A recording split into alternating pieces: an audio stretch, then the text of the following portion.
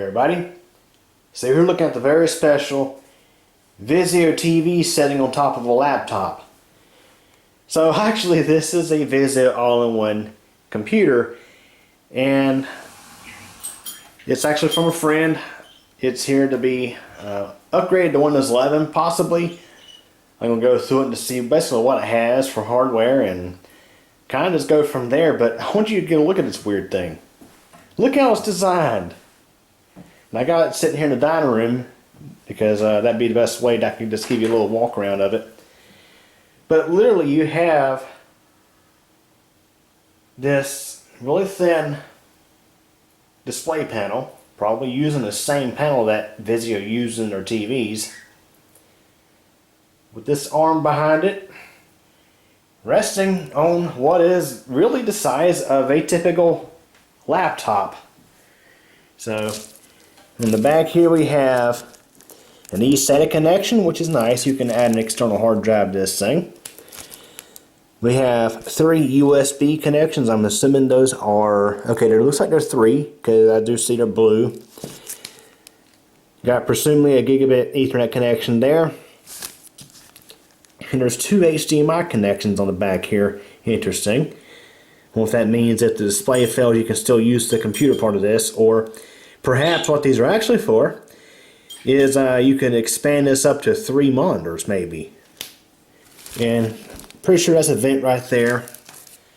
So it comes with this base unit, which acts as a speaker, it looks like, as well as a power supply, because 120 volts AC or 240 volts from where you're at goes in here, and it outputs power to the system.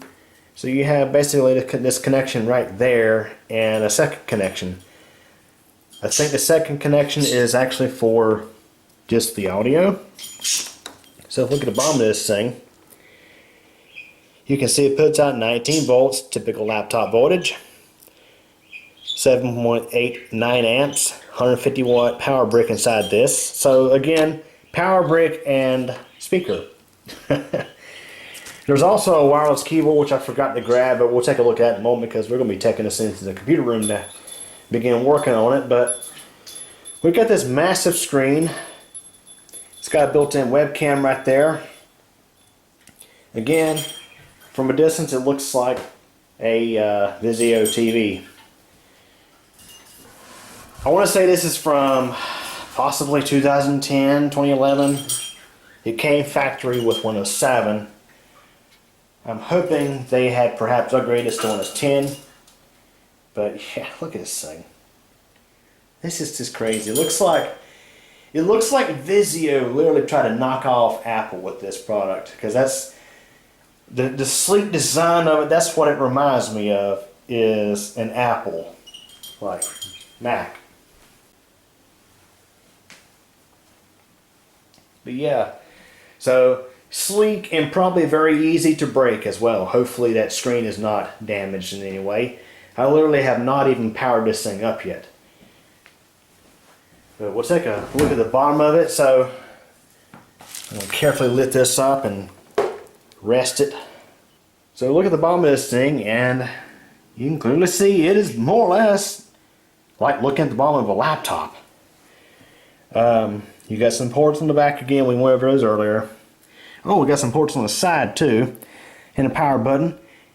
Also a SD reader right there.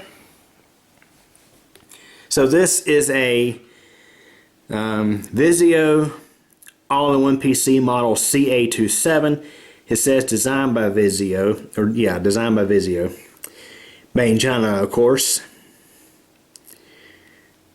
But yeah, we're going to find out here soon what it's going to take to get into this thing. Hopefully, perhaps just pulling this little panel off here gets us access to the RAM and the SSD, but we're going to actually power this thing up first as is to see what we're dealing with here. But yeah, what a crazy machine. Okay, so I got this thing plugged up and it voluntarily turned itself on.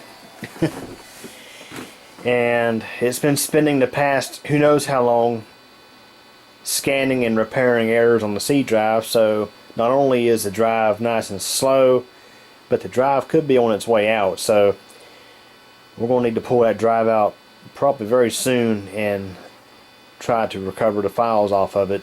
I don't think the hard drive is like going to fail like right now, but it's probably got some bad sectors on it, and we probably go ahead and pull that drive out and get that stuff recovered off of it. But this system, let me tell you, if the quality of Vizio TVs is of any indication, I'd say the quality of this machine is not that great. It's basically, I guess I could say, a Chinese hunk of junk that's trying to knock off the sleekness of a all-in-one Mac. And the reason why I say that is, if you listen carefully, you hear all that noise? That's coming from the power supply.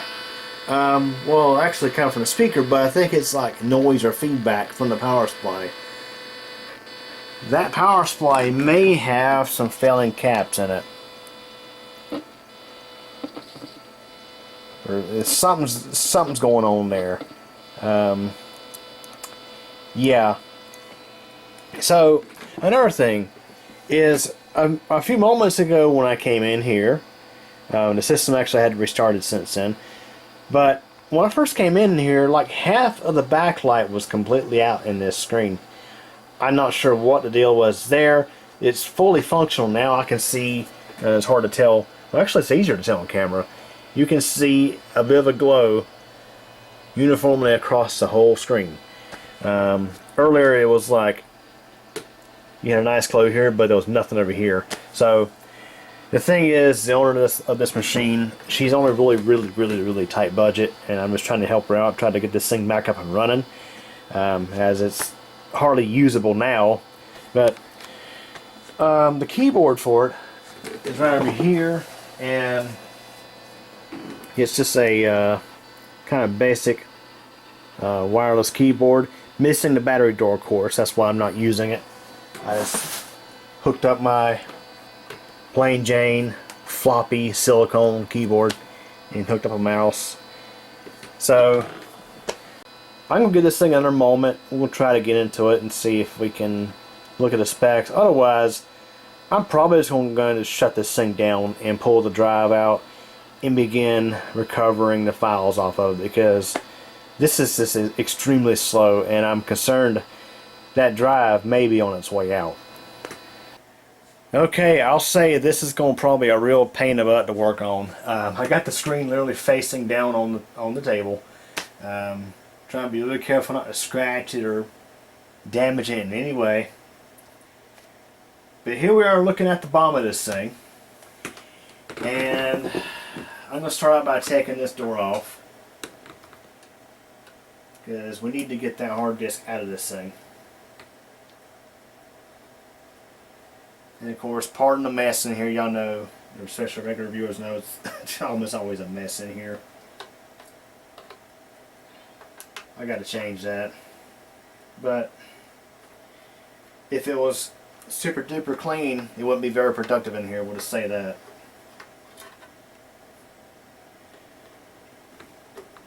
Let's see what it takes to get into this dang thing.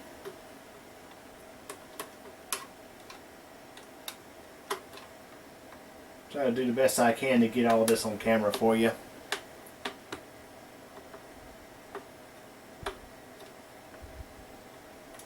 Ah, okay. So you take this panel off, and it looks like in here you can... Alright. So we have some connections in here, and we can free this thing from the monitor. And it's got these really massive torque screws. And it looks like, okay, it looks like these two here, these two big ones, you can see them. There's two real big ones there, are the ones that need to be removed to free this, well, the laptop part from the screen part of this all-in-one. Wonderful computer, I'll say that. Amazing system. Wonderful. And you got all these connections in here they gotta come out. Yeah, I would never buy one of these. But I think a lot of people, and there's nothing wrong with it. It's just, I think a lot of people see these things, oh, that thing looks nice, let me get it. Then, years down the road, they learn that it's going to possibly be very expensive or very difficult to fix. So, this thing also has the Wi-Fi antenna, because there's our Wi-Fi card there. So yeah, to get into this thing, you have to first disconnect the connections to the screen, pull the screen off the laptop part, and then we can service the laptop part like servicing a laptop. I know I sound frustrated, but yes, I'm having fun with it. Because it's basically, I was giving it to see if I can fix it. So we'll see what we can do.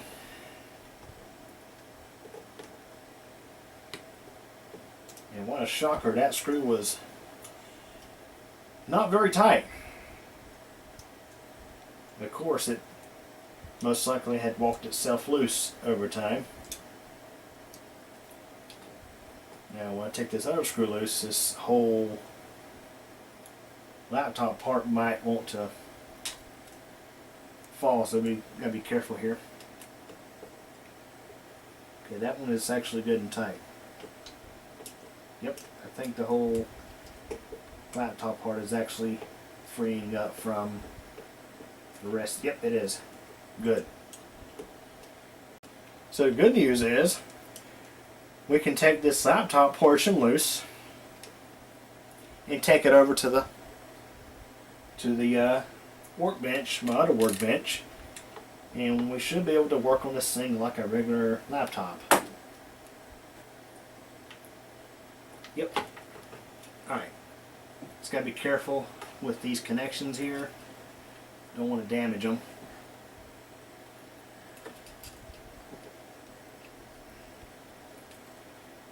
So we got,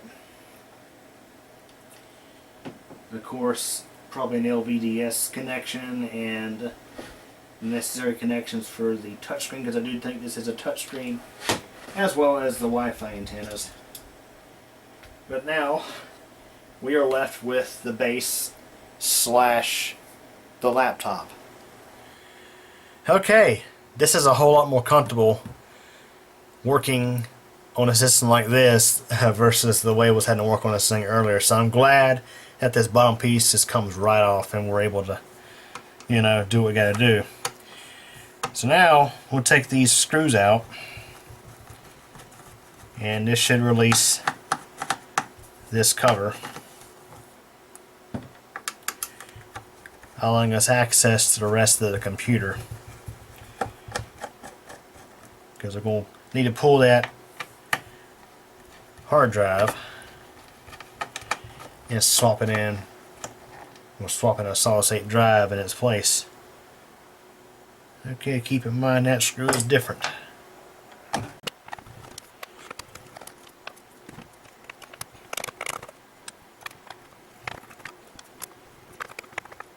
Okay, let's see if that's all the necessary screws, or let's see if Vizio has pulled an HP in the design of this thing. Okay, let's pull one of the feet off and see what we have.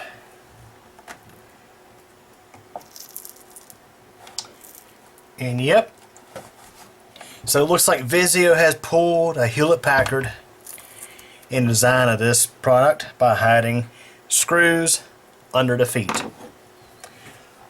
Wonderful.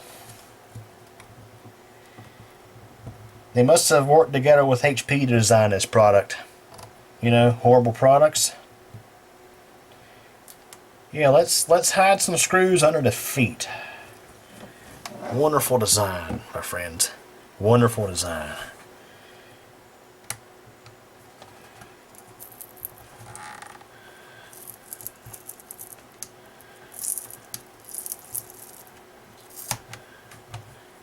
Bet you there's screws under all 4 feet on this freaking thing. Oh yeah. Yep. Hidden screws under all 4 feet. So yes, Vizio has pulled an HP in the design of this product.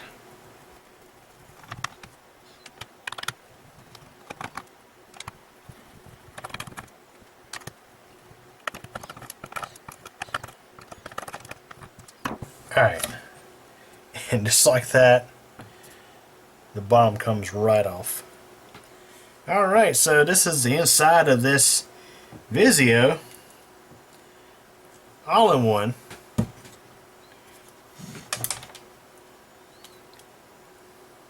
Of course, gotta have that last screw just fall out in some random spot.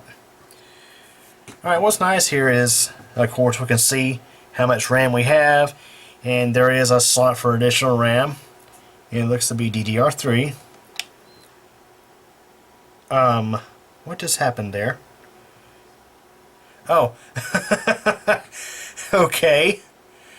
Oh, look, it's a broke piece of aluminum.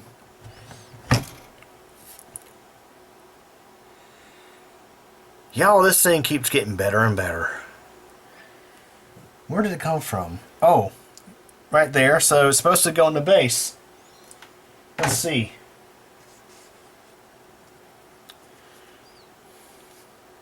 Yep, right there. Sheared right off, clean as day. What a wonderful product, boys and girls. This thing keeps getting better and better.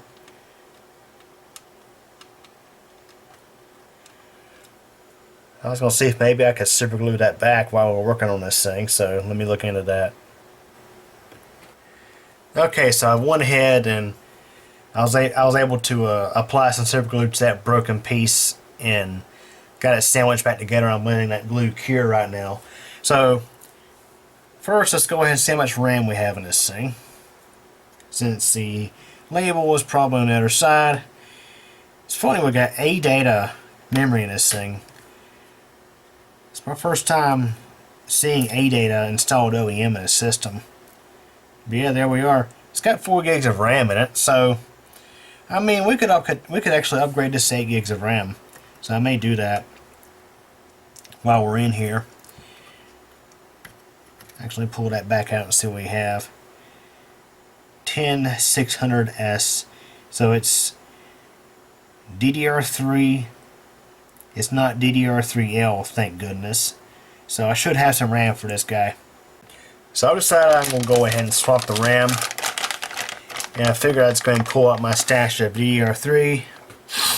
And let's see if I have a matching set in here.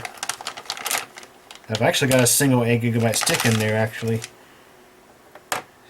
Huh.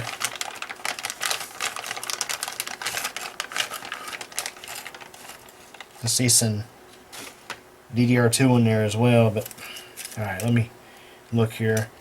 Ideally, I'd like to have a matching 8 GB kit. Okay, so I think what I'm going to do is we're going to keep it single channel with a single stick. I'm going to install this 8 GB module back in here.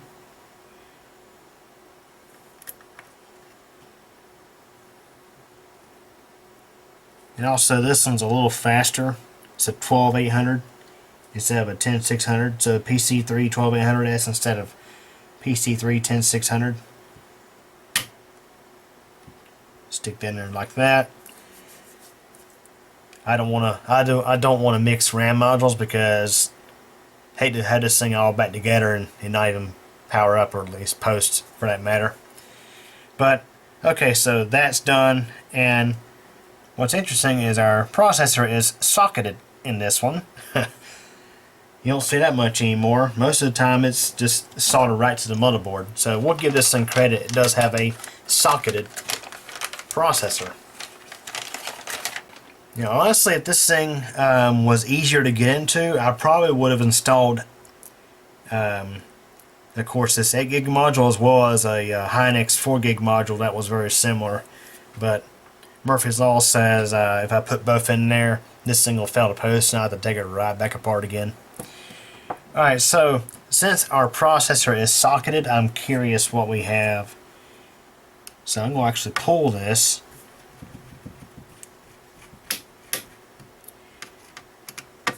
It also gives the opportunity to apply fresh thermal compound on our processor. Probably got a mobile CPU of some kind in here. I wouldn't imagine, since it's pretty much is laptop based.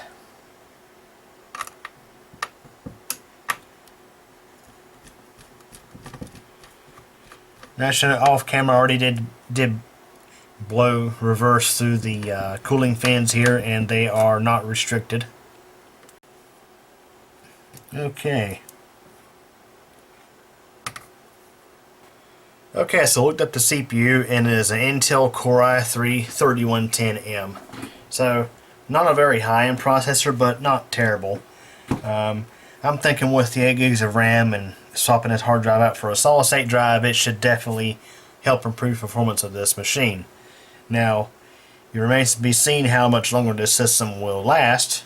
But yeah, I looked through my inventory of processors, and the newest I had was another 3110M, so won't be doing any CPU upgrades on this one. Had a bunch of Celerons and had that i3 3110M, so let's go ahead and apply some fresh thermal compound to this. Now, this stuff is not very, this specific compound is not very dense, so I tend to apply it a little heavy compared to other stuff. Although I use it in a lot of my personal systems and it works fine.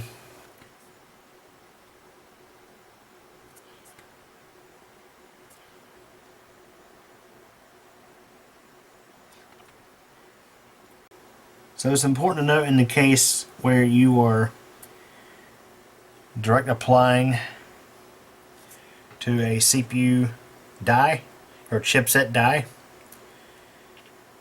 you want to make sure that you have good adequate coverage across the entire thing. So that, again, this stuff thins out pretty quickly, so I'm going to add just a tad bit more. The old compound didn't look all that bad, but of course, since we pulled the heatsink assembly loose, we want to go and replace what was there. Get it off there and get it cleaned up good and apply something fresh. Alright, so now I'm going to go ahead and reinstall our cooler, which I've already cleaned both the CPU and the cooler with isopropyl alcohol.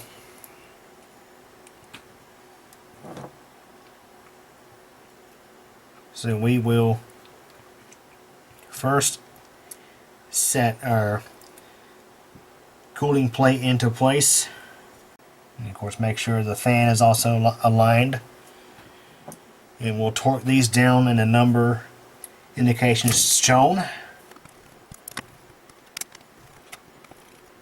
And we'll go ahead and reinstall our screws on our cooler fan assembly.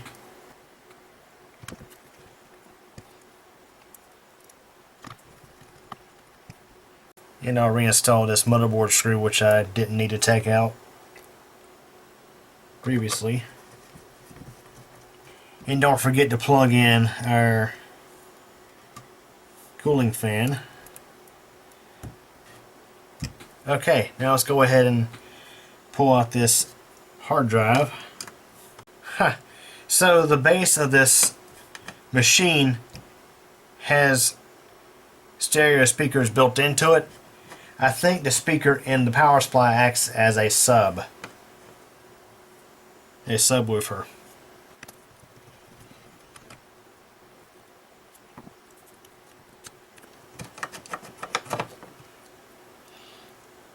Easy enough. We got a Samsung hard drive, so basically it's a Seagate hard drive. Alright, so this machine is from 2012, so it was released just before Windows 8 came out. You know, the big smartphone slash tablet OS, back when Microsoft thought that everybody wanted their PC to function like a tablet or a phone. Yeah, that went over very well. Good job, guys. Yeah, Windows 8 was a total disaster.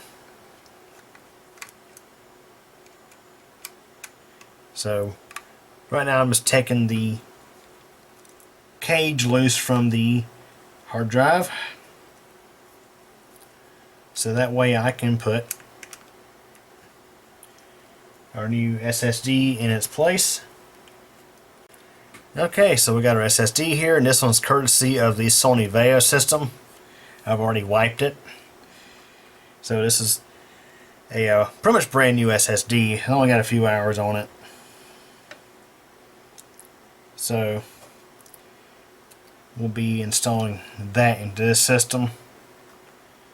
Again, with this system having sort of an uncertain future based off of some of the things I've seen with it already, I figured this SSD would be a good candidate for it. So I'm just going to reinstall the cage on it. Alright, so what's interesting about this system is it does have the option for mSATA SSD right here. So theoretically, with this machine you could have a conventional hard drive alongside a mSATA SSD, which is pretty cool. But we're ditching the hard drive completely for this one. Alright, I think our glue has had enough time to set. So hopefully our piece of aluminum here will remain in place and never again come loose like that. Yeah, we'll see about that. Carefully rest this into place.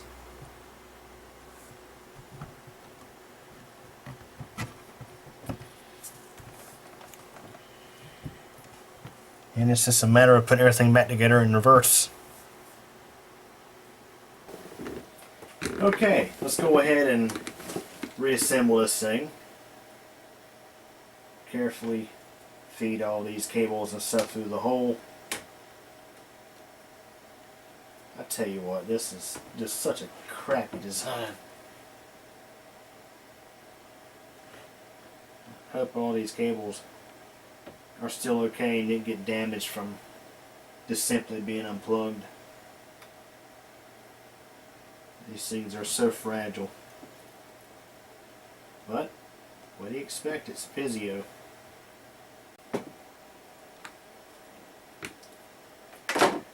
Okay, so I got these two screws back in, and I'm just not really a fan of the design of this thing. Using only two screws to hold this entire contraption together.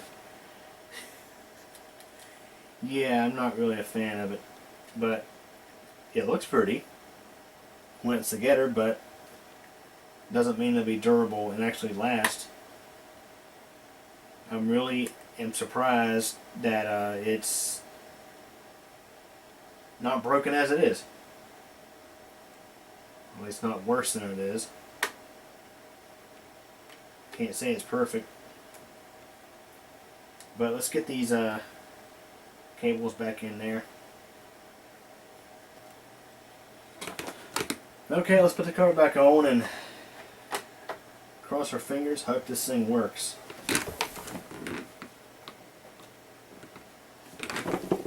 Now, of course, it won't have an operating system on it now because, well, it's got a clean SSD, so we'll have to install something on here, and of course, that'll be Windows 11.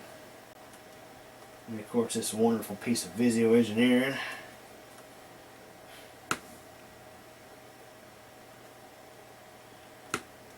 The designers of this product were so obsessed with knocking off the Mac All-in-One that they forgot about reliability in the process, or durability in the process. I mean, got a cracked piece of plastic up top, had the piece of aluminum, wherever, cast aluminum break off of this base, had to reattach that. Like I say, just a wonderful piece of Vizio engineering. Okay, let's go ahead and get this thing back upright and we'll test it. Okay, so I got this thing put back up, and let's see if it automatically starts back up again when I plug in the power. So I got the base station behind it this time because I need access to this monitor over here for the Plexi. Alright, let's see what happens here.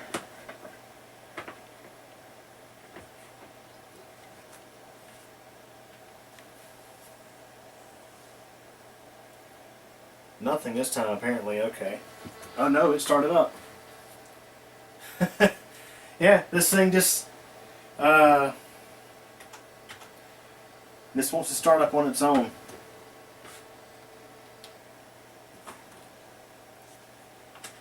So I'm not sure if that sound issue is actually being caused by this base unit or if it's being caused by the actual system. A little unsure there, but what we're going to do is see if my keyboard and mouse will work with it.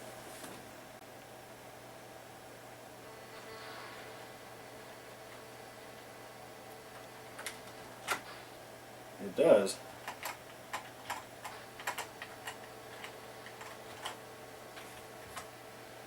Alright, so now we are in the setup utility, and this is what I was talking about earlier. You can kind of see this sort of how it's a little dark in the center. Now just for the heck of it, I'm going to just apply some Windex to this thing. So it's obviously not so much a dirty screen, although we do have some stuff here. However, the color of this makes me suspect because this machine came from a cigarette smoker home. Matter of fact, double cigarette smoker home. I've posted videos many times in the past about what cigarette smoke can do to a computer, but I've never seen this before. It's almost like the cigarette smoke had begun to accumulate inside this thing, on the inside of this glass. I do think this is a touchscreen. So with touchscreens you have a small gap of space between the outer glass and the inner LCD panel. So yeah,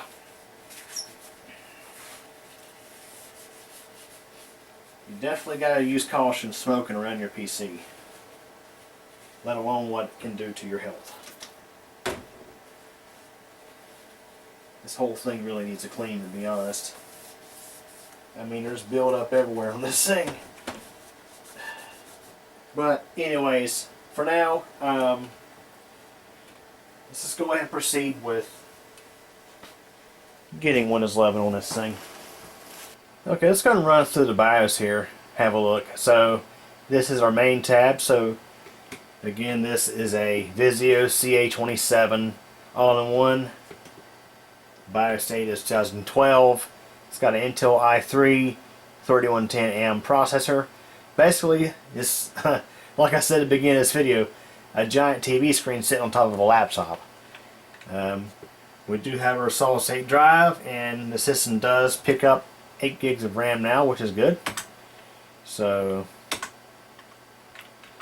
we do have TPM built into this thing, and it is actually turned on. Alright, so it looks like we do not have UEFI boot on this system. So, because I mean, it's literally all you get here. So, of course, you have TPM, but there's no secure boot, no UEFI boot. For example, you see all our options here are basically classic BIOS. So, yep, that's what you get with this one. Alright, so let's go ahead and insert our USB drive. Now, of course, as we all know, this computer does not meet the Microsoft Elite Class system requirements for Windows 11. So we are not going to install Windows 10 on this thing. We are going to, of course, bypass those Elite Class checks and force install Windows 11 on this thing. That being said, let's go ahead and save changes and exit.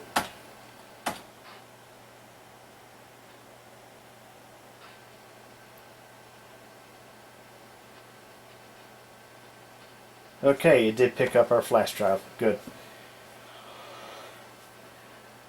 It is kind of weird how the subwoofer speaker built into the base unit sounds like it sounds kind of like an AM radio.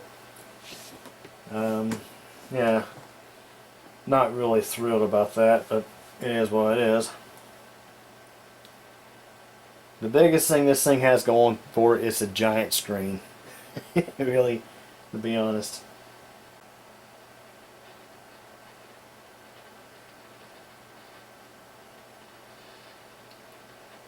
So if you listen carefully, you can hear sort of feedback or interference noise. It kind of reminds me of a bad power supply or a failing power supply in a desktop system. Really, that's what it kind of reminds me of. It could be something totally unrelated. Not sure. But anyways, we're going to run through setup here. Alright, so we're going to skip this part. I do believe this thing had Windows 7 Home originally, so we're going to just say I don't have a product key, and we're going to select Windows 11 Home. And of course, it did have Windows 10 on it at the beginning of this video, so it was upgraded to Windows 10. Therefore, it theoretically should have a license for Windows 11.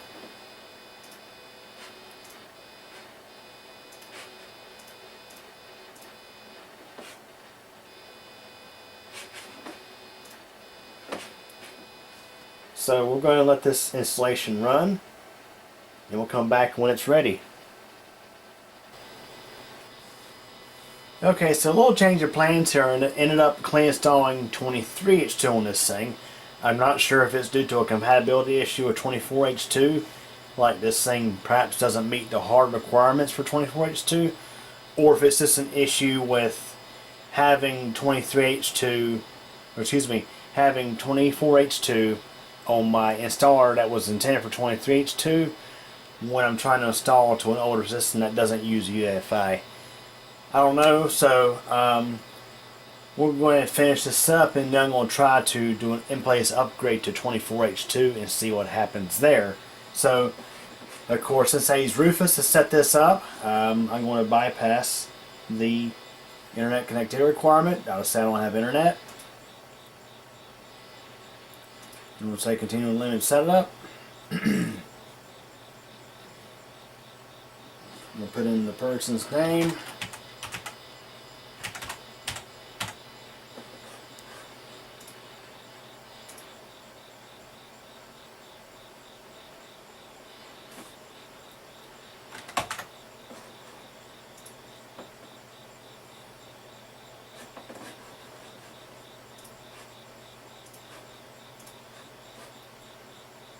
Okay, so here we're at the desktop.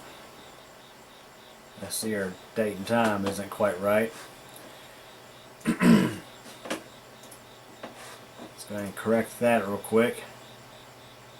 And also, let's see. Okay, it just corrected. Well, actually, it went to Pacific time. Come on, Microsoft, can you not get it together? We're not all in California. We're not all in Washington State. We're not all in Oregon. We're not all in British Columbia either. Get it together. Eastern time.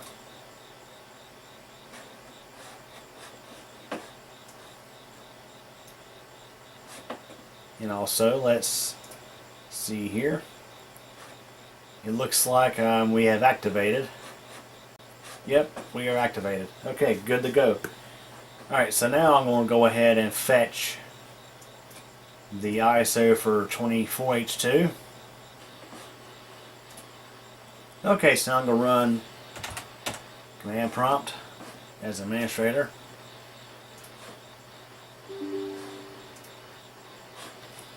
So I'm going to D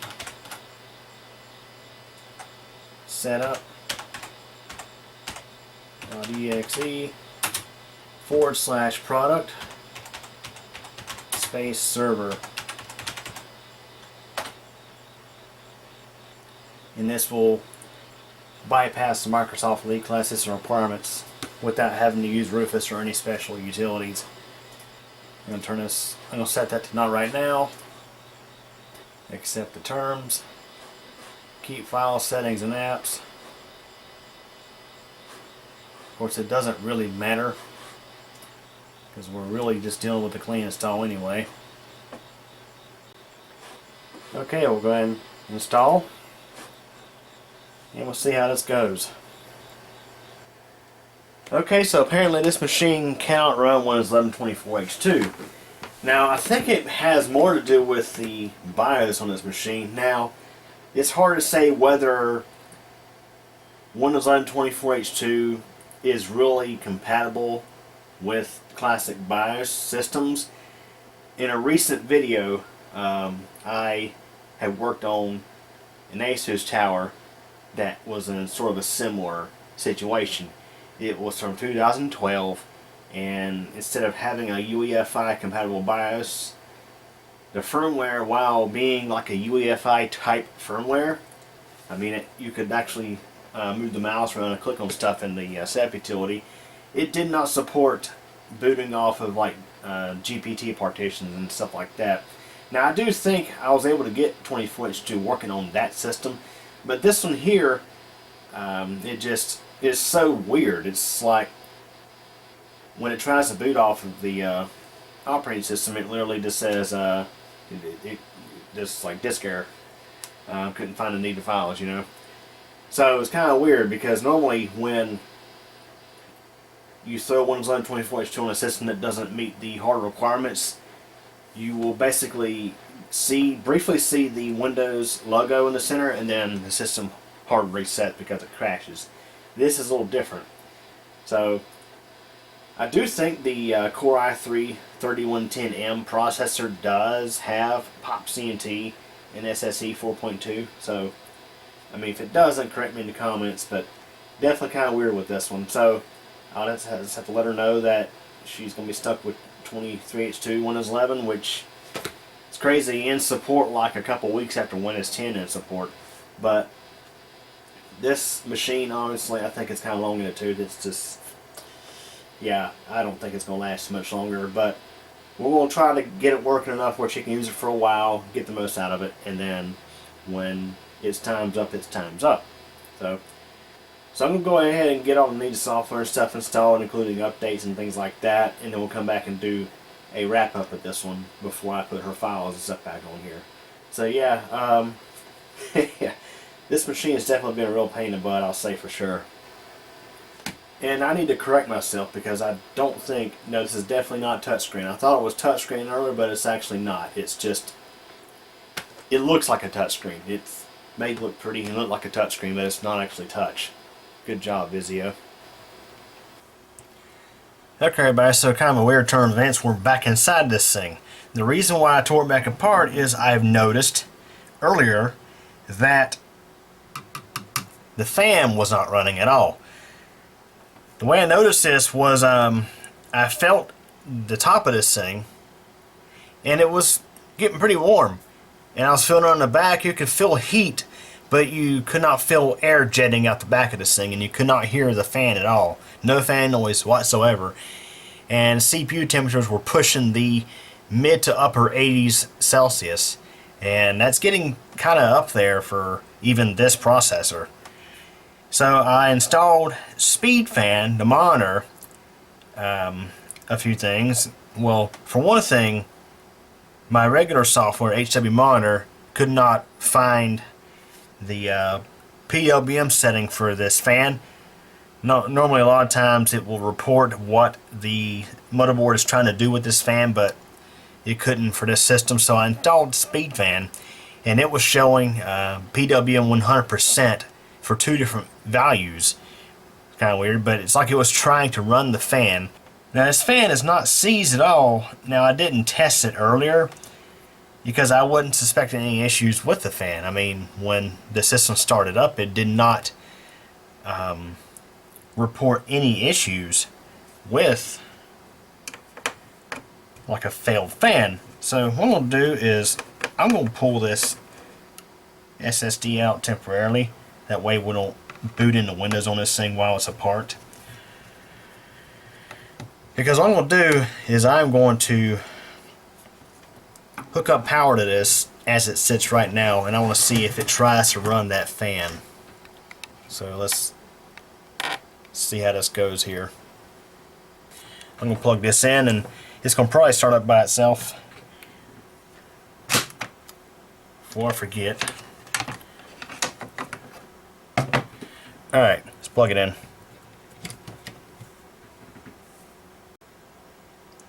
Okay, now it's on, supposedly. Yep. So what's weird is how it didn't power up by itself this time with the monitor stuff disconnected. One thing I'm noticing is this fan is not doing anything at all. Now, usually when the system boots up, or just during post, it will test the fan just to see if it will run at all. It's sort of a self-test, and generally that's where you get that error message upon startup that there is a issue with the fan. I do feel a very small amount of heat here, so we are starting up. And if you notice, there's hardly any noise coming from this speaker now. Not sure how much load the monitor pulls off of this thing, but now from my experience, generally there will be some CPU load when it's just sitting there in the BIOS. We are starting to build some heat here. This heat pipe is starting to get pretty warm. So we're going to let this run for a bit, and while I'm doing that, I'm going to search for, let's say, another laptop fan. Most likely it's just a 5-volt fan. I probably should check first before I just randomly start plugging in fans. It's a good thing I checked, because this is actually a 12-volt fan. Okay, after digging through my other box, I found this fan that came out of another all-in-one system, and it is a 12-volt fan. It's ready for a half an amp. Hopefully it's not too much for this little thing. It's probably gonna be fine.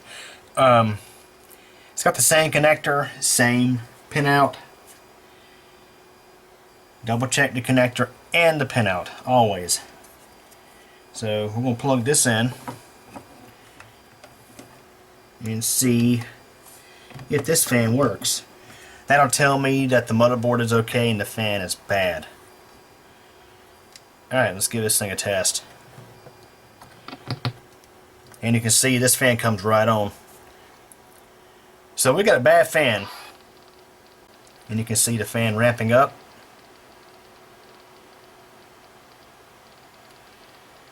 Alright, so we're going to need a fan for this thing. Wonderful. Okay, so I just ordered a fan off of eBay for this thing. It was a used pull, tested and working, so about $16, and it's actually the whole cooling assembly, so we will change that out when it gets here. So that's going to wrap it up for this one. So I guess now I get to store this thing in a bunch of million pieces. I guess in my other bedroom to get it out of the freaking way, because I got other systems to work on. But yeah, that's a big old fat fail for Vizio. I mean, this thing had no sort of the BIOS had no warning message at all that the fan was not working. Now some computers, generally they will test the fan upon startup, and will throw an error message. Especially OEM systems will throw an error message when the fan is not working. And in some cases, they don't run the fan at full speed to test. For example, the Dell X 390. There's no telling how long this thing has been running with the fan seized. Well, not seized, but not working. So, yeah. Yeah. Other than this thing getting a little warm, there was no obvious signs that this fan was not working. So, there you go. We'll install the new fan when it gets here in part 2 of this video series of this wonderful piece of junk from Vizio. Anyways, hope you enjoyed this video. Thanks for watching.